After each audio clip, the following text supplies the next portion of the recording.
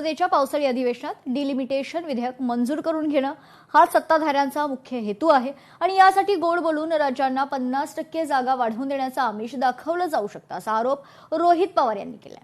त्यांनी नेमकं काय ट्विट केलंय पाहूयात। संसदेच्या पावसाळी अधिवेशनात डिलिमिटेशन विधेयक मंजूर करून घेणं हा सत्ताधाऱ्यांचा मुख्य हेतू आहे। यासाठी गोड बोलून राज्यांना 50% जागा वाढवून देण्याचं आमिष दाखवलं जाऊ शकतं। मात्र या आकड्यांच्या जाळ्यात अडकून जर आपण या विधेयकाला पाठिंबा दिला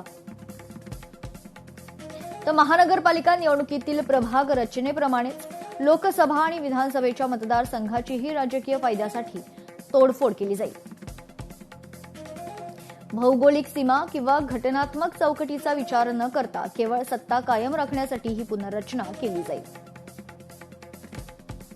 देशातील तरुणांनीच परिवर्तन घडवण्याचा आता निर्धार केलाय तर त्यांना आपण प्रामाणिक साथ दिली पाहिजे। संघर्ष करायचा की तडजोड हा निर्णय ज्याचा त्यानं घ्यावा। आता अपना टाइम आएगा म्हणत थांबण्याची वेळ नाही अशी पोस्ट रोहित पवारांनी केली आहे।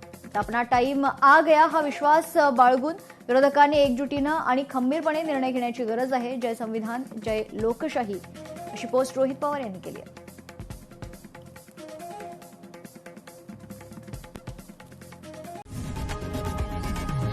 लोकशाही मराठी ऐका, पहा, जागरूक रहा।